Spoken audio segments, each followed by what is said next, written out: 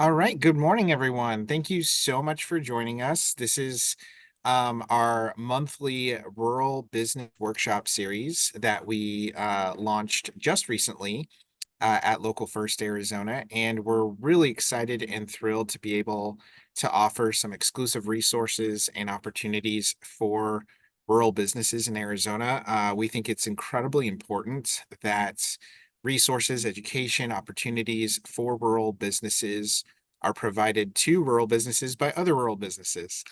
And so this workshop series is brought to you by Rural Arizona for Rural Arizona, and we couldn't be more thrilled. So if you're joining us for our first workshop today, welcome. We're happy to have you. We have these workshops going on every month, once a month. We're also soon going to be offering some special exclusive digital marketing, business development opportunities for rural businesses that we'll be announcing on the same page that you registered for this workshop. So please keep an eye out for that. We'll make sure to notify you when they're available. But for now, I would love for you to meet and introduce you to Sharon.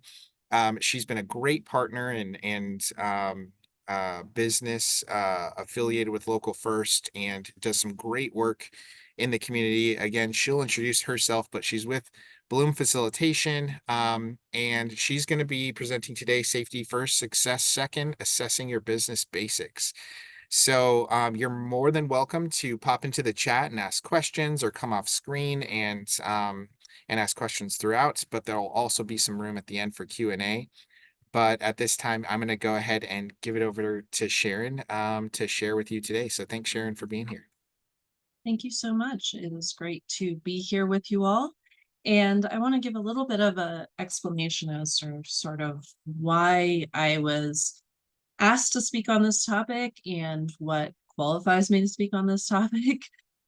So first of all, why was I asked to speak on this? Well, I think it was really thoughtful that when Local First was putting together this series on marketing for rural businesses, one of the things that the marketing experts said themselves is, a lot of times we get brought in to help a business with marketing, but there may be something in the business's foundation or in their business strategy or their operations that is not, structurally sound. And when you add marketing to that, you can then destabilize a business, or you can have too much of a good thing. Suddenly you have a lot of new customers, but you're not equipped to deal with that new influx. Or maybe you're doing outreach to a new area, but you don't actually have the ability to go with your bandwidth to actually serve that new area. So that's why we thought, yeah, let's talk about how do you do a quick safety check, as I put it. Not very sexy as a way to describe that, but I like to also think of it in the metaphor of biking. So I think about my husband, who's pictured here on his bike in Sedona, and me pictured at the Fort Hill Bike Park here in Flagstaff. When you're biking, if you have an issue with your bike, my husband used to be a bicycle mechanic. So let's say you've got a loose spoke, or, he's dealt with a lot of bikes where they come from the manufacturer and they haven't actually, got the handlebars on quite right, or there's an issue with how they attach the seat or other things. You really don't want to go out and hit those big jumps and, get outside your comfort zone and see how much you can, take that amazing trail in Sedona, for instance, if you haven't quick checked in to make sure that your bike is in working order and that it's safe to ride.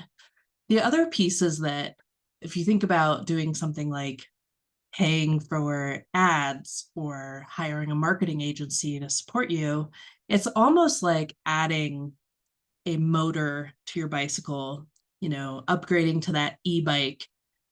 And that can be a really great way to go faster, further with less effort. However, if you are pointed in the wrong direction, let's say you're pointed off that canyon edge in Sedona, and you add the motor to your bike, then you're just going to go in the wrong direction faster and further. So that's why we want to talk about how do you, as the leader of a business, or we can also apply this to nonprofits and some other type of organizations, how do you do a check-in with yourself and with the fundamentals to make sure that everything is in good working order and you know kind of what foundational pieces you need to strengthen or um, reinforce before you add on in a way that's going to get you going faster, bigger, better, etc. All right, so I'm going to get into that in just a moment here, but I wanted to just let you know that throughout today's presentation, I welcome your questions. Feel free to either put a question in the chat or you can use the raise hand feature. So in Zoom, there's a raise hand feature, which if you go down to the toolbar, there's something called reactions. And in reactions is where you can click raise your hand. And that's a great way for me to know that you've got a question and I can pause during the presentation and call on you. Or if you've got your camera on, you can also just wave at me. That's all right as well. And we can take you off mute and you can ask a question. But feel free to also use the chat as a way to ask questions or add your own thoughts and comments or experiences throughout the presentation today. Also, just as we noted at the beginning, this is being recorded, so you will have the chance to go back. You're welcome to take notes as you go, but you'll also have this as a reference later. So you can just kind of listen in and pay full attention and ask your questions along the way. All right, so let's talk about what are these fundamentals? What are the safety checks that we're looking at, those foundational elements? I'm going to be putting this in the context of a rural business because that's who this series was marketed to, but I'll also make mention of how this might be a little bit different if you're talking about a rural nonprofit or a organization who's serving rural businesses and how we can kind of think about those things. I'm going to pause for a sec because I also mentioned that I would tell you a little bit about what qualifies me to talk about this and where my background is. First of all, I live in Flagstaff, which sometimes is considered rural. It's certainly rural than where I grew up in the Washington, D.C. area and more rural than Phoenix and Tucson. But I've also done a lot of work with organizations throughout rural Arizona, both nonprofit and small businesses, as a consultant, and before that, working for the AmeriCorps program, where I placed AmeriCorps members at rural nonprofits all over 7 different counties in Arizona for 5 years. And then I also have studied what's called organizational development. So that's what I studied in my master's program. And if you're not familiar with that term, it's basically the idea of how, as a business or as a nonprofit, do you make sure that your organization can actually get smarter and learn and be developing itself to constantly improve over time?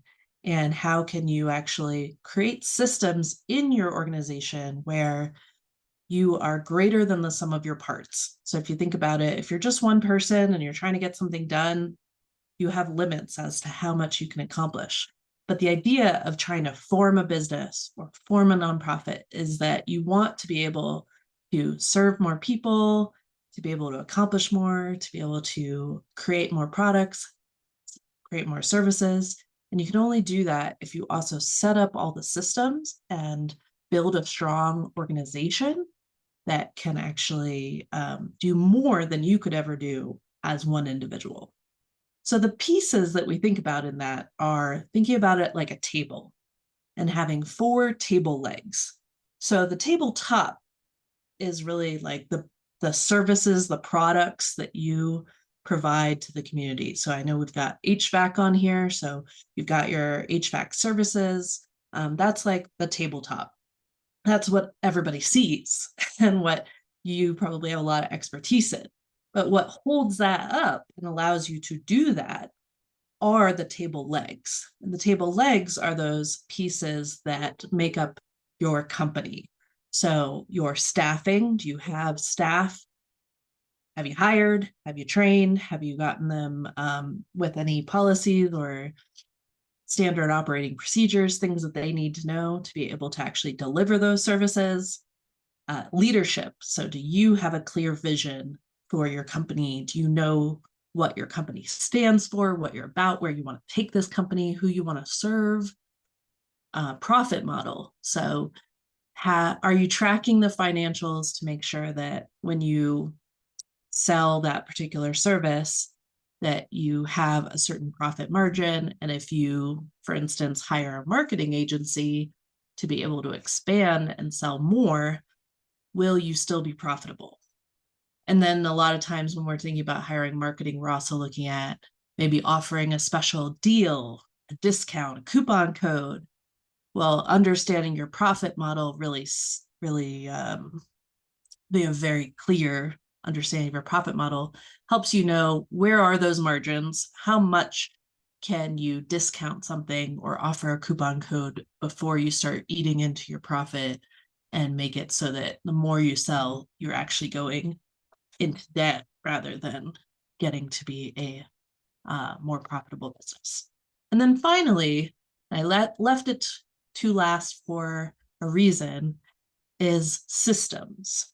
Now, systems I'm using as a fairly broad term.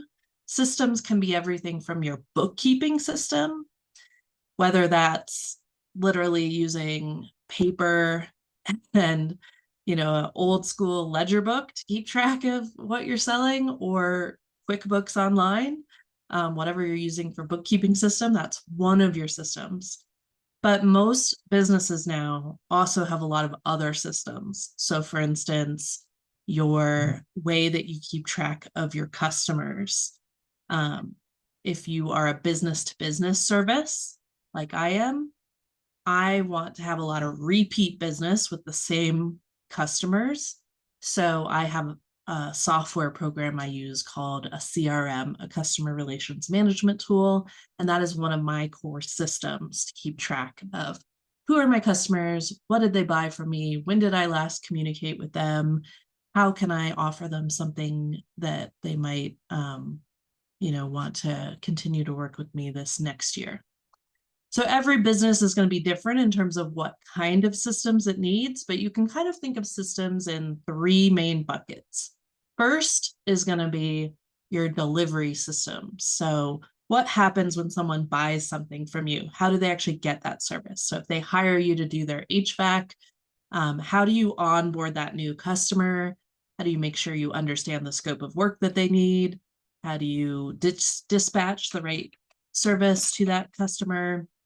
How do you do any quality control you need to? Okay, wait, we gotta pause because we have to have a cat break.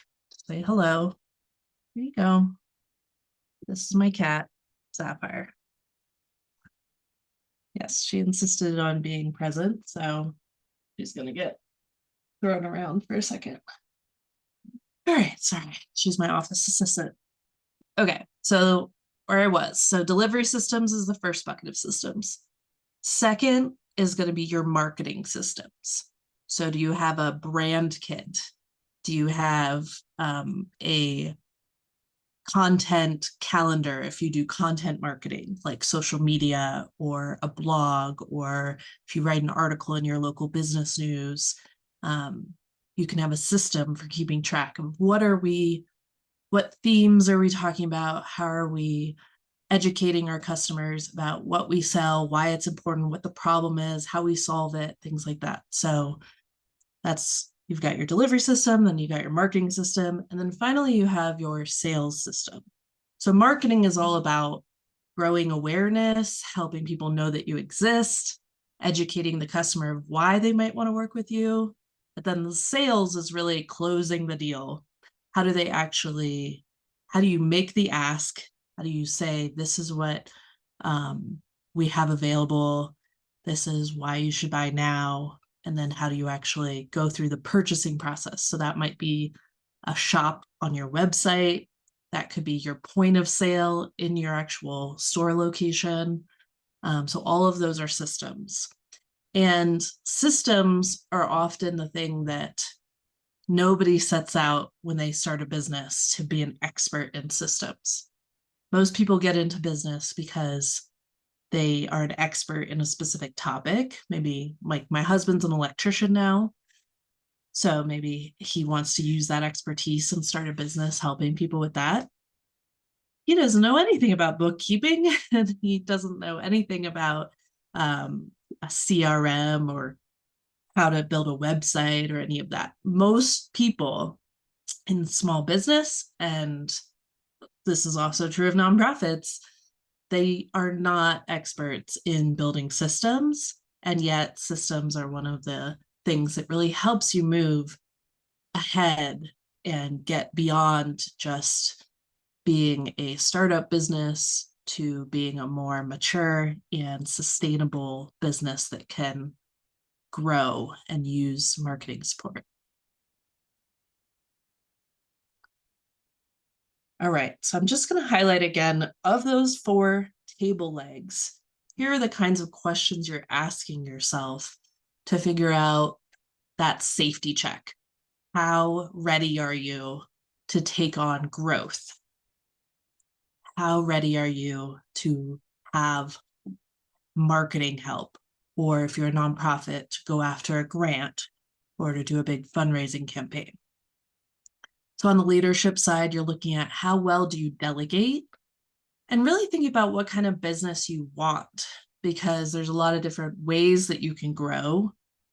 And some of that, there isn't necessarily a right or a wrong answer. So, for instance, when you meet with a marketing agency, they might ask you, who's your target audience?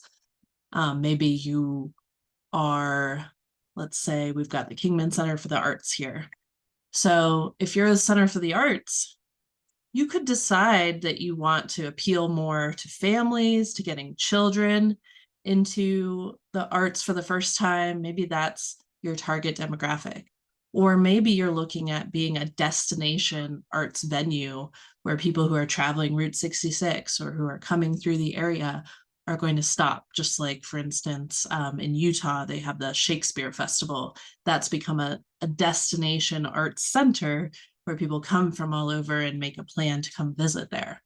So those are just choices that you make as the leader of that organization or company about how you want to grow, but also just kind of what business do you want to create? Who do you want to serve? What problem do you want to solve? And unless you're very clear on those, it's difficult for you to really work with a marketing agency because they need to know that from you before they can craft a good marketing strategy for you. We talked a lot about systems, but really with systems, we're thinking about, are we going to be getting more efficient as we sell more? So sometimes there's upfront work that has to happen to like set up your point of sale system or to hire someone to create that original brand kit for you so that you've got all these things like your logo, your colors, your fonts, your general tone of what your brand is. That does take upfront investment, but then it makes you more efficient as you move forward because everything beyond that you can pull from that foundational element of having a clear brand kit. So a lot of systems building is about figuring out what's the priority right now, what's the minimum viable system, if you will, to steal from the idea of a minimum viable product. What do you need to just stay organized, to be able to deliver products and services to your customers in a way that will continue to deliver better results for less effort in the future? That does sometimes take an upfront investment of time or resources. And I think a lot about how is knowledge captured and transmitted. Now, this is a really jargony, geeky way of saying that. You can think about it as like, let's say you have, let's go back to the HVAC situation. It would be interesting to note what types of problems do customers have. So is it their air conditioning broke, for example? I would assume in Arizona that there's probably some seasonality. to when people have these problems and when they call an HVAC company for support. So that would be interesting to kind of capture that knowledge. So are you tracking, like, when does demand spike for your services? And how does that line up with when you have cash flow in your business? And how well are you prepared to kind of manage those ups and downs of demand and of the savings that you might have from sales? So I've run into that in my own business. I have seasonality in my business where I'm busier in the spring and the fall, and things are less busy in the winter and the summer.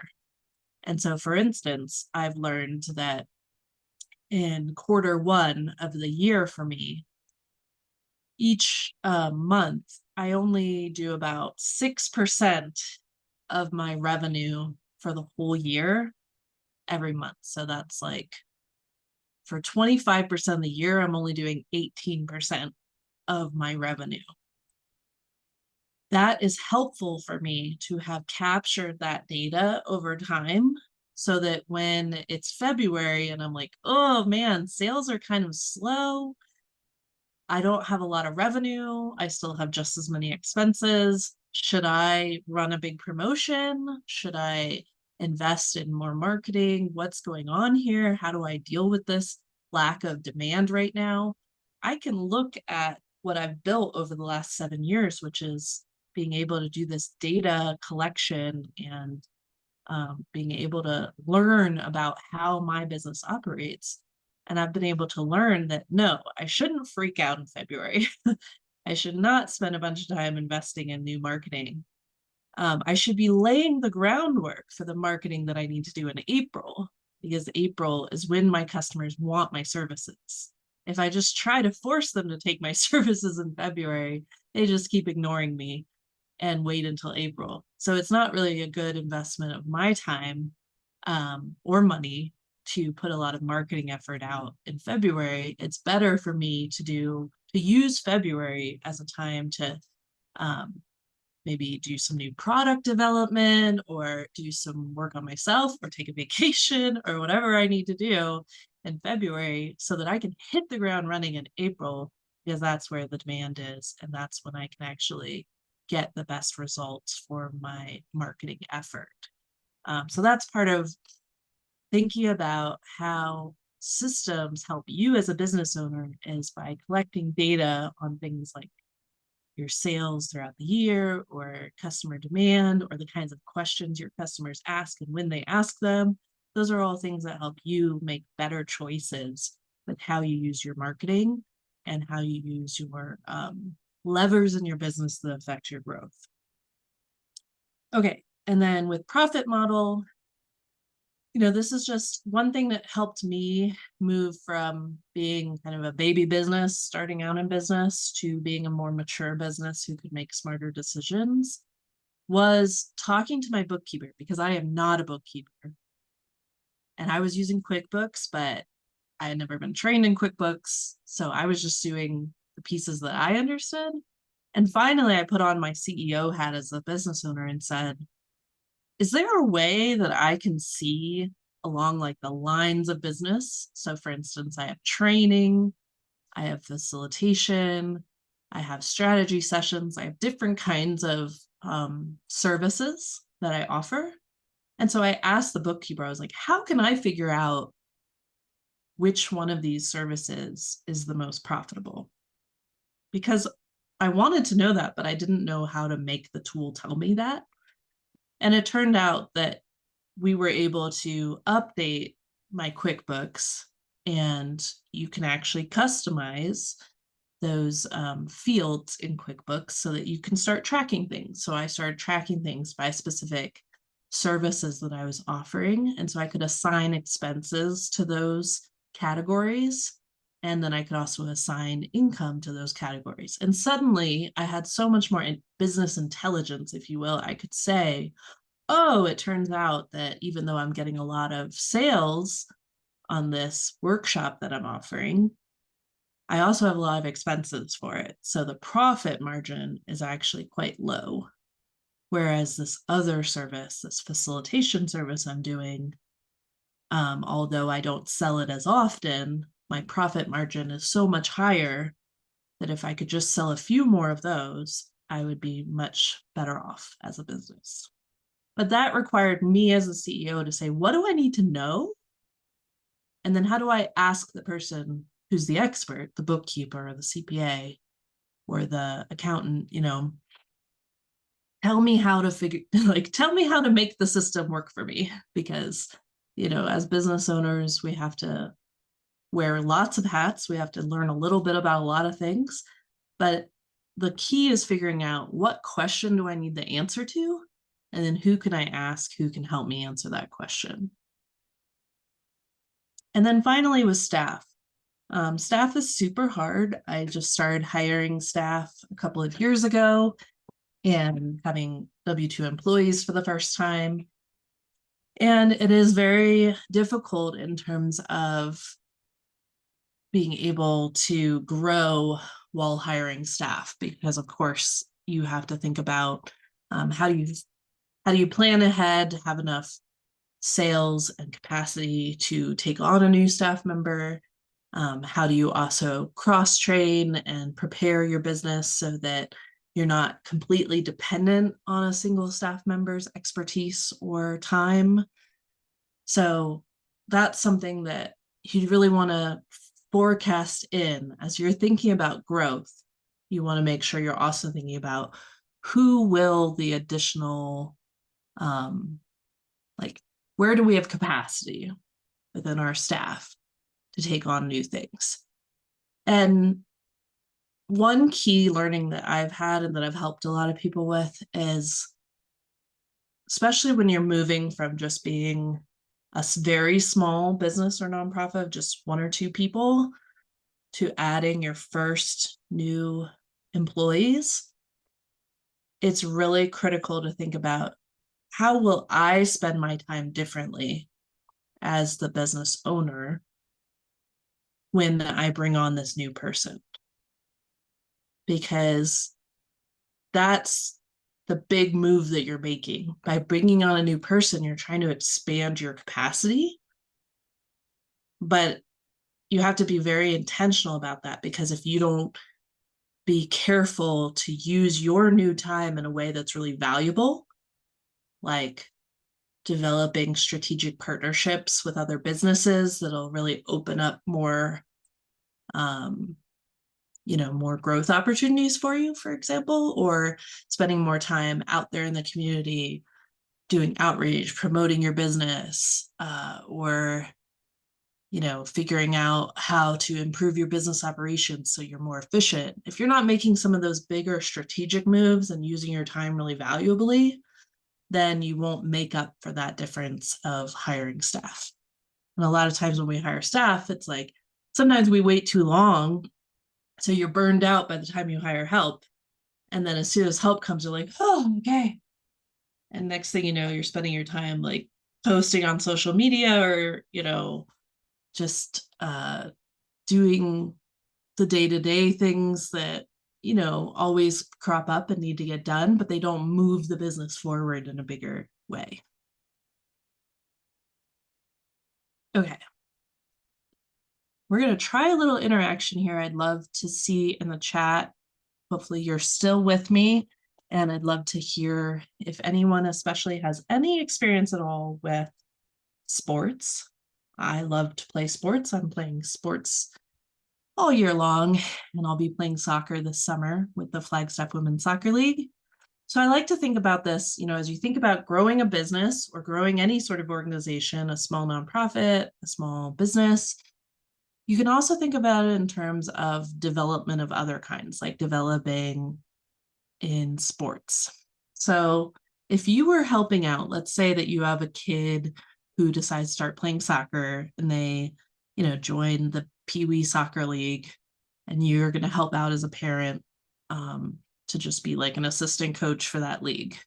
I'm curious, what kind of things do you need to think about? What kind of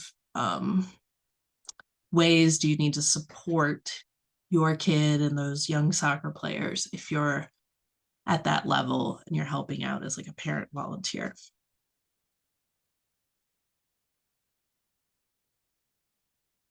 You can unmute or you can put it in the chat.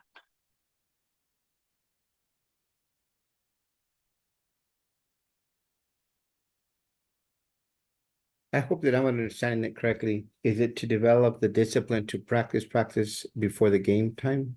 Oh, I love that. Yeah. So you're just kind of getting them in the habit, right, of like joining a sport. Like, what does it mean to be on a team and to practice something and developing that habit? Yeah, I love that. Absolutely. Melissa says making sure everyone has the right equipment. Yeah, and at that level, the equipment's pretty basic. You know, you want to have some cleats, so a soccer ball. Sometimes, you know, we even just put out extra bags as cones. You know, sometimes we have cones, but sometimes we're just like, oh, let's just sort of mark it with a stick. That's where the sidelines are. And scheduling would be a main priority. Budgets for additional funds. Okay, excellent.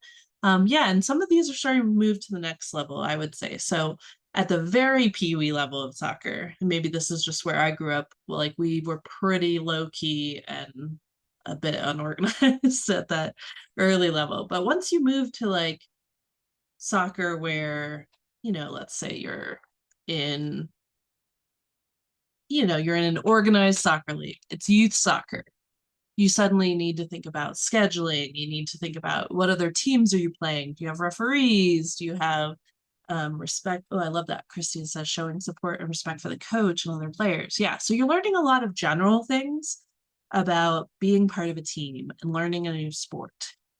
And there's also a lot of logistics just of setting up a schedule and making sure that everybody's got, your orange slices for after the game, things like that. All right, now let's jump ahead for a second. Let's say that you really stick with this. Let's say you have a kid, your child ends up playing soccer for years, they're really into it, and then they want to really advance and go to a more professional level, whether that's college soccer or going, to a travel team, things like that. When you get to that higher level, what changes? What's different when we get to that higher level of a sport?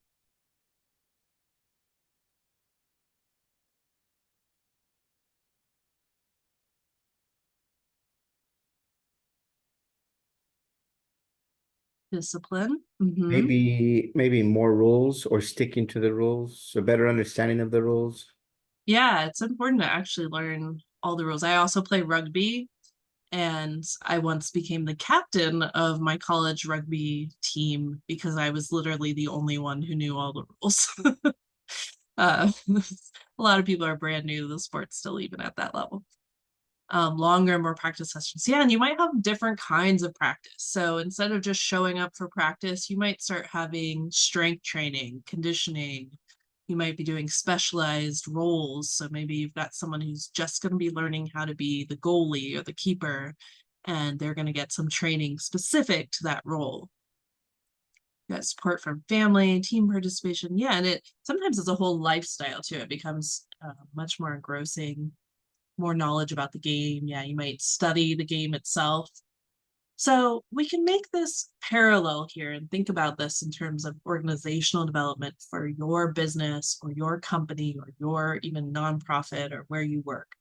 When you first start out, like let's say you've got a side hustle or you're thinking about starting a business, you can really start sort of playing business, if you will, with not very much knowledge, with very rudimentary systems. It's not very hard to start a business here in I said in Flagstaff, that's true, but in all of rural Arizona. You can get out there. All you really need is something to sell, someone to buy. It helps if you set up a separate bank account. It helps if you get, some basic things in order, but you don't need a website. You don't need to have sophisticated systems. You don't need to hire staff. You don't need to do any of that. But as you grow and as you develop, then the sophistication of what you need and the level of knowledge and expertise that you need also grows and develops. So it's important to think about taking stock of where are you and where is your organization in its growth and development. And are those table legs we talked about at the beginning? Are the staffing, are the leadership, are the systems, are the profit model at the right, are they meeting you where you are in your growth and development? So let me show you more about that for a second. It's the idea that, I'm going to skip that slide actually right now. You want to right size your marketing, you want to right size your growth. So for instance, skip here. If you're at stage 1, if you are just getting started, you really need to focus on the fundamentals and on the basics. You need to set up a bank account. You need to think about, who am I trying to serve? What problem am I solving? Talk to some real people. That's the best advice I've heard most people say. Talk to at least 10 actual people who might have this problem. Make sure that you can solve it for them. You want to just start getting your name out there, going to local business networking events, get customer feedback on your first few sales, see what you can improve incrementally.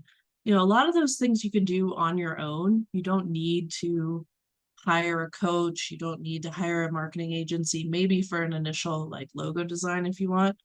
But even a lot of that, you can start with something very basic just to see if it gets traction, if this is really something you want to do, if there's a market for it, if you've got the staying power to actually make a go of it.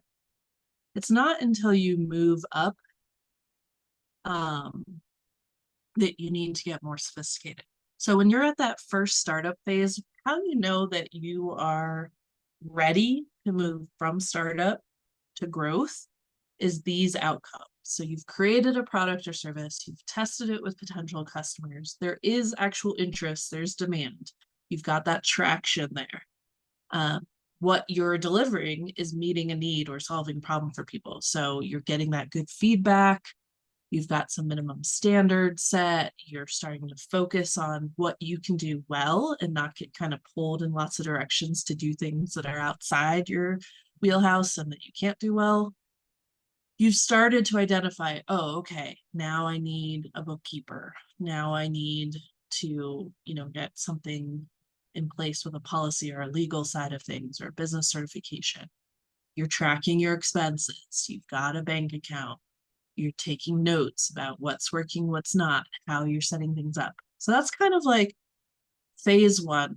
You're ready to graduate to phase 2 once those things are all done.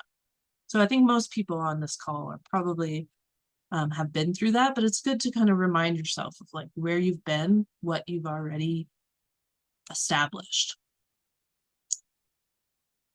I'll pause for a second before I get to growth to say what we sometimes see is when someone's still in this startup phase, when they're still in the early phases of their business or of a nonprofit, sometimes they get an offer.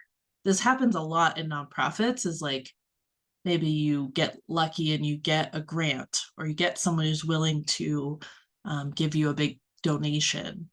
Or in the business world, sometimes you join an incubator program or you get a loan or something.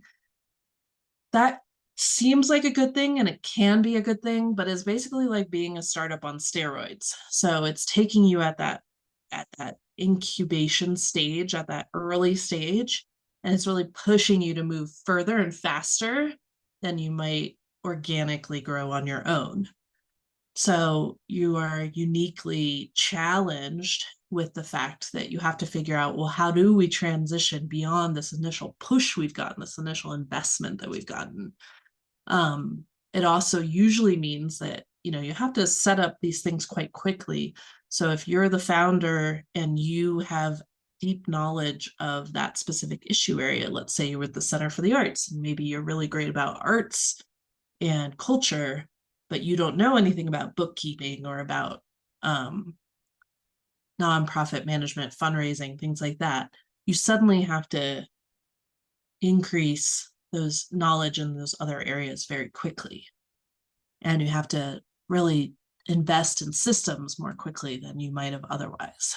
And still, that often involves hiring staff, even though you're still trying to figure out some of the fundamentals of who you serve, what you do, how you want to operate. Okay, so if you are successful in making that transition and you've managed to graduate, if you will, it's graduation week here in Flagstaff for NAU, so graduation's on my mind. If you graduate from that startup phase and now you're in the success stage, which means you've gotten customers, you've gotten traction, you've maybe even hired your first staff, you've set up your bank accounts, you've set up some basic systems in place, maybe you've got your logo, maybe you've established a basic website, things like that. Now is the success stage. And the success stage, some people stay in that stage for the whole length of their business. Some people want to go beyond that to figure out how to scale and go even further. So this is really the stage that most people are in who are in a rural business. And I was just thinking this week how both the good and the bad of being a CEO of my own business is that I want to say you never get smarter, which is not true. You do get smarter, but the challenges never stop coming. Like this, as soon as you solve one challenge, let's say you solve the challenge of how to set up a really great onboarding for your clients or your customers, well, then there's going to be a new challenge that crops up. Maybe it's that you have a staff member leave and now you got to get better at recruitment and hiring and training staff. Or maybe it's that um, you want to look into trademarking or copyright. There's always something new to learn and a new problem to solve. And oftentimes when you're in growth, you're also solving for bottlenecks. So let's say that you do a great marketing campaign and you get a lot of new customers. Well, suddenly your bottleneck might be in the delivery of services. You don't have enough capacity. So suddenly you're solving for that bottleneck. Then maybe you've solved for that. Maybe you hired staff, or you're able to increase people's hours or become more efficient with your operations to serve more people. Now maybe you've got the bottleneck of marketing again. But now you have to figure out, how do we increase our revenue to cover these new staff people that we brought on? So the success stage is a very dynamic stage. It's a time where you're problem solving a lot and you're looking at all those different areas that we talked about at the beginning, those 4 table legs. You're solving for success at staffing, at leadership, at systems, and at profit model, and doing those all at once. One thing I want to highlight, and this comes directly from Rachel Cook, who is the podcaster and business owner of something called the CEO Collective, and I really love her work. She highlights in this stage that this is when you should make sure that you're paying yourself a livable wage and that you are taking time off, because no one's usually going to pause and tell you that. So I will be the one to tell you, if you've reached this stage, it's time to figure out when's your next vacation and when are you increasing your own salary while you're also solving for these other pieces. What are the outcomes you're looking for once you're at that success stage? Particularly, you think about, how do you become a grown-up rural business? Take it back to the soccer analogy for a minute. It's sort of like, what does success look like when you've really become a soccer player who is dedicated to the sport and who's really wanting to be at the top of their game? Well, in the business world, what this looks like is you stay in touch with your customer and with the community. You're always keeping your finger on the pulse, if you will, of what is it that you need. Because this is one of the challenges you can run into, is you have to look internally once you reach this stage. I've talked a lot about looking internally at your systems, at your staffing, things like that. But while you're growing your internal capacity, you don't want to lose touch with who you serve and why you exist. So that's really what maturity looks like as a business owner, is being able to balance both. You're balancing growing your internal capacity and handling day-to-day operation challenges, dealing with things like staff turnover, hiring, those challenges of leading a business, while also really keeping a finger on the pulse of the people you serve. And if you're in a rural community, that often means also staying involved with your local community, because rural business owners are intertwined with the community very closely. They need to be networking and be knowing what's going on, looking for opportunities for partnership. You're also looking at part of staying in touch with what's going on is being able to analyze trends or changes. So let's say there's a policy change happening. We can think about thinking locally of what policy changes might be happening here that could impact lines of business. Well, one of my businesses is that I provide training to AmeriCorps programs. Because I used to work in AmeriCorps, there's a lot of policy changes that happen that affect AmeriCorps. So they might be cutting federal funding for the program. They might be changing how funding could be used. So I need to keep on top of what's happening with that so that I know if I need to change something with how my business is running.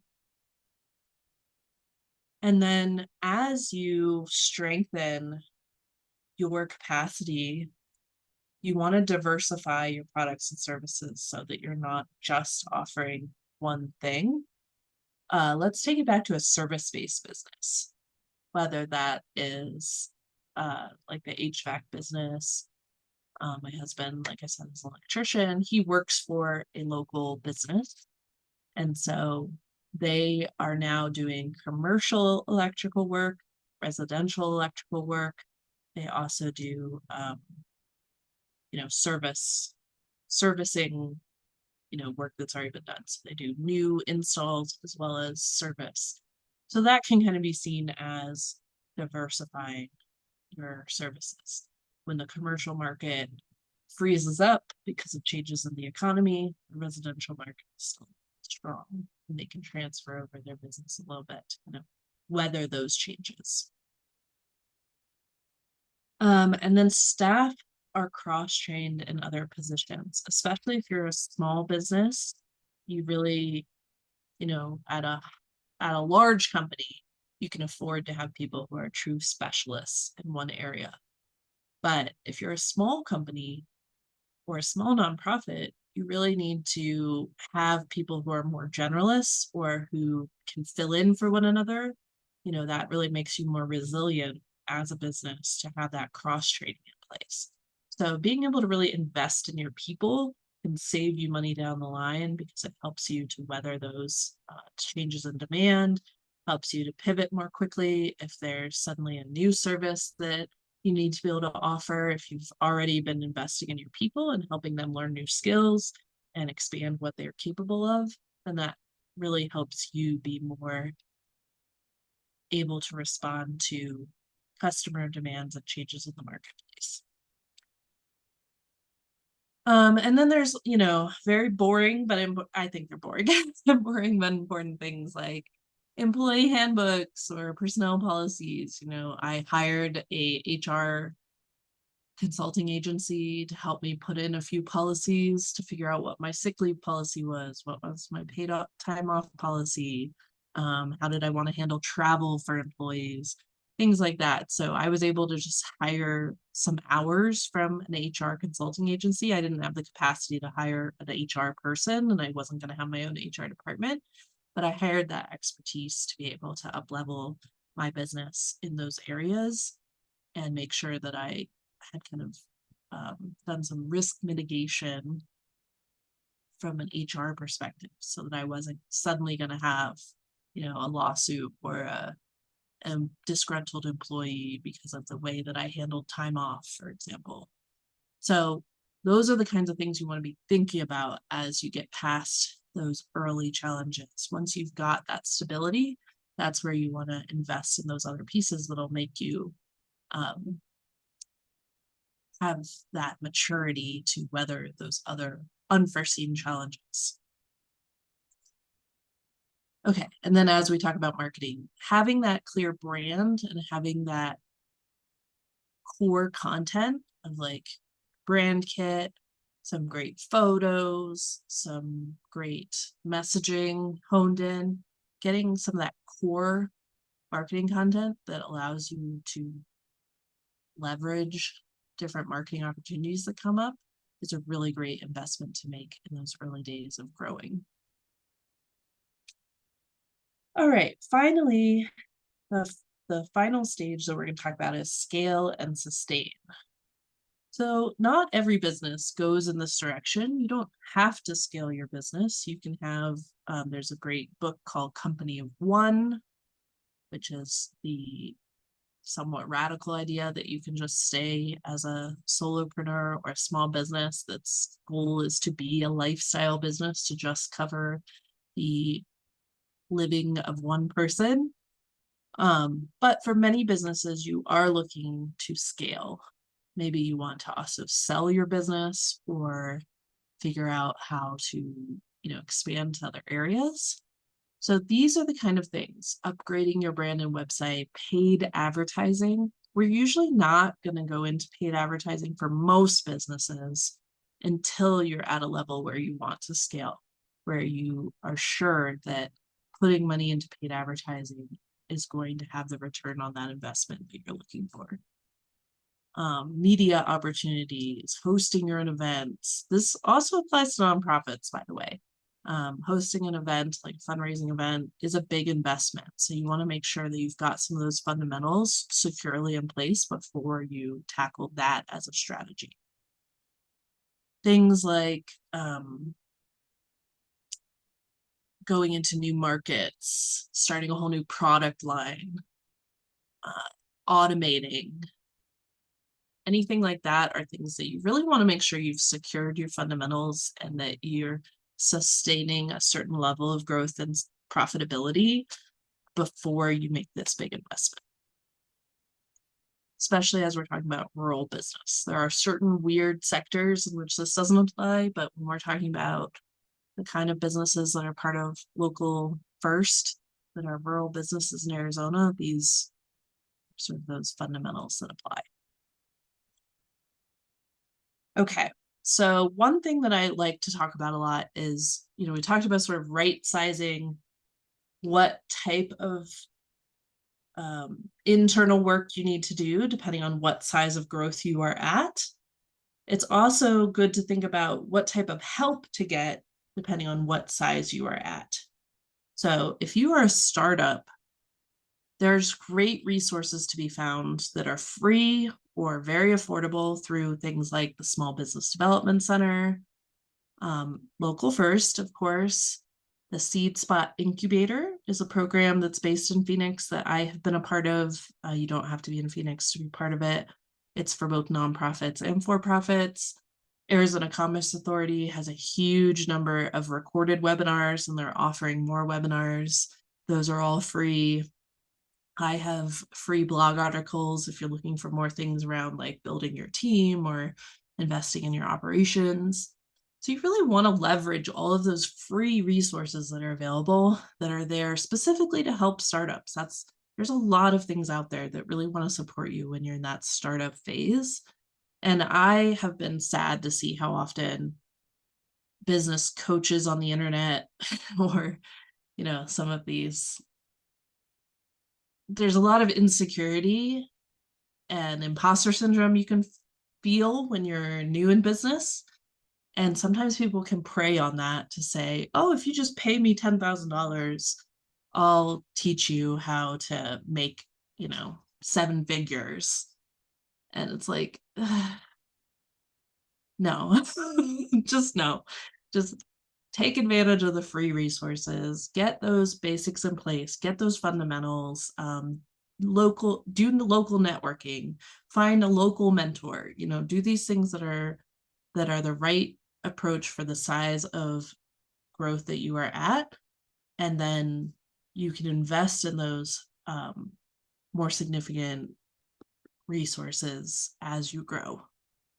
So when you are in growth phase, that's when it really makes a lot of sense to hire a marketing agency for things like those fundamentals, like building your brand kit, building up your website so you can do e-commerce, getting your clear marketing collateral, which means like your flyers, your ads that are going to go in the mailer that goes out to people. That's when you might want to do a sponsorship of a local event, perhaps, things like that. So, targeted marketing, building your marketing fundamentals, those are great things to do. Once you've shown that you have some traction, once you're ready to grow, those are a great way to invest. We also offer strategy sessions and can facilitate customer focus groups as well. That's the kind of thing I do. And then when you're at the scaling level, that's when you can really look at outside investment, larger loans. That's when paying to get things automated or paying for paid advertisement. If you've grown a team by that point and you want to hire me to come do a team retreat or big strategic planning session, those are really more mature strategies for once you really are at that level where you are at scale or you're looking to scale. All right. Well, we are right at the top of the hour, and I wanted to just offer that I'm happy to hop on a virtual coffee, or if you happen to be in the area, a live coffee. So feel free to use that link if you just want to chat more about what I was covering today, or just talk through kind of what's going on for you and your business or your organization. I'm happy to have a conversation with you. I love to just hear about what's going on for you. And would love any feedback or questions that you have, and we'll open that up. So thank you, Thomas, for having me, and I hope that was giving you all food for thought. Awesome. Thank you so much, Sharon. That was incredibly insightful and super helpful. I hope everyone who attended was able to walk away with something of value. And we will send out this presentation and a copy of the recording as soon as we have it ready with Sharon's contact information in case you'd like to get in touch with her. But her information is also right here. And then please check back frequently to our rural business page on our website, where we will be announcing more workshops and more resources in the future. So I'm sure this is not the last time you will see Sharon. So thank you all for participating today. Hope you have a great weekend, and we'll share out the rest of this information very soon. Thanks again, Sharon. Yeah, thanks. If anyone's going to the Rural Policy Forum, I'll also be attending that, and I hope to see people there too in Clarkdale in August. Awesome. Thank you.